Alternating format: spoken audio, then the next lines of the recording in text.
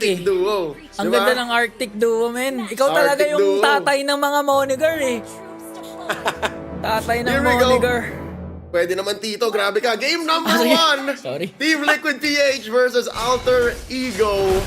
Ito, old school rivalry to para kay Young Goat, para kay Carteezy. Kasi 2020 pa lang, kalaban niya itong mga to. Matagal na niyang kalaban yung mga yan. And to be fair, sa tagal lang ni Carl TC, lahat din naman siguro na sa larangan ng ML, matagal nang nakalaban si Carl TC. So yan yung isa sa mga talagang tinitingala ng mga tao. Kahapon, we've seen the hindi kahapon, nung last game nila kontra RSG, lumabas yung Afani ni Carl TZ and doon niya pinakita na in terms of sabayan sa pabilisan ng mga kamay, hindi nauhuli ang The Young Goat. Naalala ko nung SPS Season 5 kung saan ang nag-grand finals ay Liquid at AP Bren. Oo. Lumabas din yung Fanny ni Carl TZ na dati tinatawa-tawanan pa ng mga fans na parang, Carl, parang di mo na yata kaya mag-Fanny ha. Oo, parang Nung ano isang eh. araw, Naalala nagbago. mo, isa pa sa mga interview niya noon, Leo, ikaw ata nag-interview no, parang hindi pa siya contented sa naging performance niya nung una niyang nilabas yung Fanny sa SPS S5. Nanggigil siya. Nanggigil siya eh. Ginrind niya talaga eh. Tsaka kung mapapanood niya siya sa mga streams niya, talagang ginagrind niya yung mga highly mechanical junglers para masabi talaga, I am still here. Carl TZ is still here. Isa siya sa mga favorite kong tambayan na live stream, guys. Oo. Kung gusto nyo maghanap ng malupit na jungler na masaya rin naman panoorin kahit di naglalaro, check out Carl TZ. Usually, mga ano yan, kung walang laban, mga 10 PM onwards, live yun. Madaling araw yan. Hanggang madaling araw, nagga-grind yan. Batak na batak. So ngayon Carl TZ. wala pa masyadong nangyayari kahit may suyo. No first bloods pa rin taken from the side of TLPH. Ang gandang pagzozone na ginagawa dito ni Sanford over kay Dreams. Dito 40. level 4 si Dreams, so wala pang sipa, pero kinasa na nga din yung Feathered Airstrike coming in from Sanji. Nino quite low, kailangan lumayo, pero Sanford talaga naman tinalunan si Gebe. Walang jungler yung Alter Ego. Isa yon sa mga novice mistakes bilang isang alpha na yes, late game you can get away with that. Late game pwede kang mag Sphere of Alpha, Winter Crown, tapos babawian mo with a sweep. Oo. Pwede ka pa mabuhay doon. Pero early game, tapos naiwanan ka pa ng dalawang mong kakampi, talaga mamamatay ka doon. Full commit yon para sa Alter Ego na hindi nila lahat full commit. Team Liquid PH, clean turtle take game, early game. Kumbaga parang ano siguro no, miscom kung ano itutuloy ba natin o hindi kasi na-zone out eh. Credit kay Sanford tsaka kay JP, ang ganda ng pag-zone nila. Sa mga kasama dapat ni Geme doon sa turtle take na yon. Tas of course Sanford nakapatay pa nga kay Gebe with the Infernal Pursuit. So ngayon, Gebe medyo nahihirapan sumabay sa pace ni Carl TZ at mukhang makakita na naman tayo ng ano ng Carl TZ Suyo before 9 minutes, level 15 or before 10 minutes. Ano, clinic, Suyo Clinic. Suyo Clinic Diba? eh. Okay, naka-purify naman dito si Yok TZ. Yan yung mga isang reason bakit in terms of KDA, mas mababa si Yok TZ kay Heist kasi nga parati siya pinupuruhan. Pero mukhang gustong baguhin ni Yok TZ yun ngayon. Gusto niya paangatin yung ano niya, KDA percentage niya eh. Dun sa few times na nakapag-gold lane ako, kapag binisita ako ng tatlo sa bubuhay ako, ang lakas nun maka-moral boost. Na parang, guys, trinay nyo ako patayan. JP. Ooh. Okay. Hindi enough yung quick sun guard sa kalakasan ng tatlong members ng Alter Ego doon. That was a trade na gusto hanapin ng Alter Ego. Pero sa kabilang banda naman ng mapa, clearly Sanford has been dominating his lane ngayon and 30 seconds pa bago lumabas yung next turtle. Kaya naman Alter Ego medyo pressured gumawa ng play and then na nga yung sipa. Pero it's gonna be enough though. Yok TZ nilapag na nga yung kanyang ulti. Pero ang problema Carl TZ, na-pin down ng Alter Ego. Makunat ang isang Suyo, especially pag may items na yan dahil sa kanyang immortal form. Pero kung tatamaan ka ba naman ng Way of the Dragon from out of nowhere, The Spear of Alpha.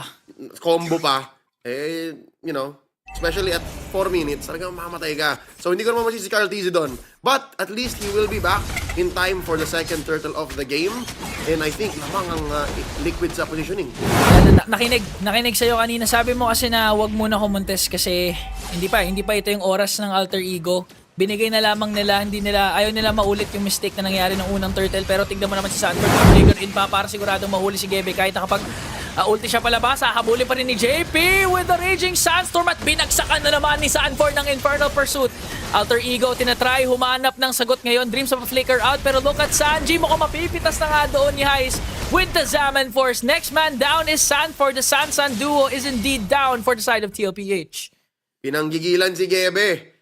Kala ko asim lang yon all the way. Kala ko galit lang yung Liquid. Pero tinan mo, nakapush si Yuktizzy. So I think this is all according to plan.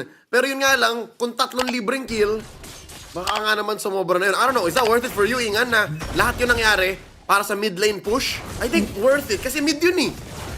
Mid lane, worth it naman.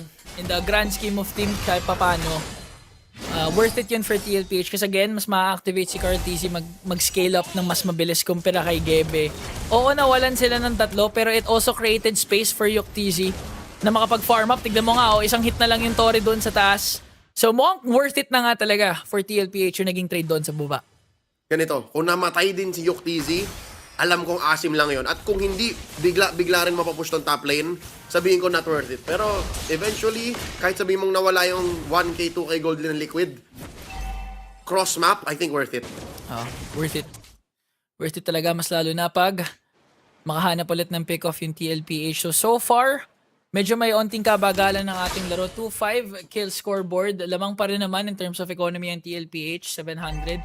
Most of that will go to Cartesi, of course. Kaya naman Alter Ego, gusto nilang as much as possible ma-disrupt yung jungling pattern ni Cartesi kasi kung hindi, baka mahirapan silang habulin si Cartesi later on. Pumuposisyon lang for the turtle ang Liquid dito. Thunderbelt nabuo na ni JP, so ma-incentivize na siyang sumuntok-suntok lang. There's away the dragon. Off angle doon, pero nasalo pa rin ni Gebe. With the Spear of Alpha, tutumban na naman si Cartesi and Alter Ego. 5 members are here. Sanford, zinozone out ang members ng Alter Ego at naipit ata kahit may Infernal Pursuit. Mukhang tutumban na nga din dito si Sanford. That's 2 bodies down for TLPH and Alter Ego. Ito na yung spike na ini-expect natin mangyayari sa kanilang lineup. Na-imagine ko yung shot call dito ng Liquid. Sabi ni Yuktizzy, Dad. Pasok ba ako, Dad. Sabi ni Sanji, Wag. Wala pa item. Kulang yan. 4 yan. Sabi ni Yuk. Sige, G. So, it's clear na hindi ready yung Liquid lumaban. So, because of that, nabasa ng Alter Ego yung, fade away, blazing. Nabasa ng Alter Ego na, laliman na lang natin. Lamang na tayo dito. And that's what happened. Medyo, underestimate na TLPH yung spike na meron ng Alter Ego doon. Pero again, di pa naman malayo ang kalamangan. Kahit 2-7 yung kill scoreboard, nakuha pa rin naman ng isang turtle. Dalawang turtle itong TLPH kontra sa isa ng Alter Ego. And at the same time, hindi pa naman butas yung kanilang mid lane turret. So, kahit paano may palag-palag pa rin ang cavalry dito ngayon. In 50 seconds, things might change dahil pinapasok na nga ng TLPH ito. Nag-conceal pa. Para habulin si Nino, pumasok si Gebe with the Spear of Alpha. Kinasa na nga ni Sanji yung kanyang Feathered Airstrike. Si Roundel, meron din naman. Yuktizzy finally gets a kill onto Gebe and Nino. Naku po, yung cavalry. Umaarangkada na. Yuktizzy kanina fade away yung Blazing Duet niya. Pero ngayon tumatama na. Buhay pa rin naman. Nag-flicker in yung Alter Ego. Pero was that worth it? No. Dahil 4 ang nawala sa Alter Ego. TLPH wins that trade. Kahit sabi mong nadapa ang cavalry, iba pa rin kung marangkada ang Liquid Stampede. 4 for 1 plus a turret plus a purple steel. Liquid suddenly 2,000 gold ahead. Ingan, if you ask me, kahit ako hindi ko makikita, hindi ko masasabing bibiglang forward yung Liquid PH. That's Liquid lang ang may alam na Liquid ang may kayang gumawa nun. Oo, Liquid lang. Sila lang talaga ang may alam ng kanilang kalakasan, kanilang kahinaan. Hindi pa sila masyado nababasa ng kanilang kalaban. At ikaw na nagsabi nito, saan ka ba nakita ng kabayo na tapaatas? Imposible yun eh. Imposible yun sa TLPH. Kailan ko sinabi yun? Ewan ko may nagsabi nun eh, parang ikaw Pero yun legit, eh. oo. Pero ako nga talaga nagsabi nun, pero hindi ko lang malala kung kailan at bakit. Pero oo, guys, imagine niyo sa akin nakita ng Kabayo na patas, naglalakad diba? ng patalikod. Diba? Walang ganun. Yung Liquid, simula pa nung nag-champion sila, nung nagbabak siya si Carl, madalas binabato niya yung katawan niya sa kalaban, pero mananalo sila ng team fight. Oo. That's the same here. Kahit down sila ng 2K, sila pa rin yung umabante. Sila yung umabante, sila yung may onting kalamangan ngayon. And to top things off, dalawang Torres sa gitna, ang kanilang pinatumba. Alter Ego, nag-conceal na nga si Dreams. Naghahanap ng proper target. Naku po, na-cancel ni Sanji yung kanyang feathered airstrike. Napaka-conceal pa nga pa. Napaka-purify pa nga para makalayo. Pero si Sanford, soaking up the damage of 5 members of Alter Ego. Tutumba na nga si 4D. Pero okay lang daw, sabi ng TLPH mo, kaya pa rin naman nila makapagpalagan. Ang daming ultimates na na-expend ng Alter Ego. Kaya naman, Team Liquid, tuloy pa rin ang pagsayaw. Oo na wala yung XP lane namin, pero papalag pa rin. JP buhay, Quicksand Guard, sisipa, lalaban. Okay. Ganda na pag-zone out dito ng Alter Ego. Pumasok na nga din itong si Gebe with the Spear of Alpha. Sila ngayon ang may hawak ng Lord pero hindi pa nila si-secure. Carl TZ buhay pa rin naman pero si Gebe makakakuha. Pero look at Carl TZ, kaso nga lang, nasipa ni Dreams. And Roundel, tuloy-tuloy pa rin. Yuk TZ with the Blazing Duet. Makakaisa nga ata sila doon na one more kill. Highs looking to get a kill onto Yuk TZ. Buhay pa rin naman pero nag-dash in. Kapalit ata ng kanyang buhay. Sanford making sure na mapipitas na si Highs. Kaso ang problema parang hindi ata magiging sapat ang kanyang damage. Napaflicker in na nga siya doon. At nag-transition na nga din tayo sa gitna. Hindi natin nakita yung magandang outplayed na ginawa ni Sanford. Kaya siya tinatawag na human calculator. Binilang ni 4D, okay, may shield, may dash, may damage, tapos ako may lifesteal, meron ako spell bump, tatalon ako shots, ultihan ko, na-calculate niya na kaya ko to kay 2v1. Nagawa ni 4D yun, na-shutdown niya si Highs. And that shutdown was really crucial dahil it enabled TLPH to take down Dreams doon sa gitna. Mukhang hindi nila may-utilize yung Lord na nakuha ng Alter Ego. TLPH tuloy pa rin ang laban. Gusto nilang makabawi. Gusto nilang ma-regain yung lead na nakuha nila noong early to mid game. Holy Shields, hindi pa rin naman napapop ng Alter Ego. And ito yung magiging takbo ng... Dad! Ay, hindi blinak ni Dad. Nag-pop yung shield. Okay lang. Isa Okay lang lang. Isa lang naman. Isa lang naman. Hindi, tsaka ano siya, ang ginagawa nila doon, binabantayan nila yung dalawa. So, alam nila na nandun si Gebe, alam nila na nandun si Roundel, kaya hindi nila blinak yung minion wave. I would assume na yun. Tsaka ang kagandahan naman dito sa lineup ng TLPH, kahit tumagal yung laro, okay lang. Nasa kanila naman yung Claude, yung TZ, hawak-hawak yan, naka-purify pa. As long as during crucial moments, hindi mapipitas yung gold laner ng TLPH, magiging pabor talaga sa kanila yung late game. Pwede nila, as long as walang ma-inhibitor turret na mati-take down ng Alter Ego side ng TLPH, okay lang, so far so good pa rin sa TLPH. Not to mention the Farsa. Hindi pa natin nakikita yung full potential ni Sanjo. Team fight. Ako, pinasok ni Gebe. May Winter Crown play, kaya naman buhay pa rin doon si Gebe. Tutumba na nga din si Sanford. Naganda. Yuk TZ, nag-blazing duet doon, pero wala masyadong tinamaan. Alter Ego got a pick-off na kailangan nila. Sanford will fall down. Medyo nahihirapan pa makipagsabayan ng TLPH. Mas lalo na pag Alter Ego yung unang nagsisetup eh. Ang ganda din ng play na ginawa ni Gebe doon with the Winter Crown. Pero si Highs pumasok na nga with the Zaman Force. Naku po, tumumba! Tumumba si Yuk TZ sa kamay ni Highs. Na-nerf na yung Harit na yan, ha? Na-nerf na yan, pero ganyan pa rin. Yung maliit na bata, si Killua. So, okay. Starting with that fight in the purple buff ng Liquid. Ako lang ba or masyado yatang maaga yung pag-feathered airstrike ni Sanji? Medyo Kaya maaga. natiktikan nung AE, guys, ito yung circumference, ito yung parang center of the circle. Nandyan si Sanji, pasukin ninyo. At yun nga yung ginawa ni Gebe, pinasok niya, kumonekta yung Spear of Alpha sa dalawa.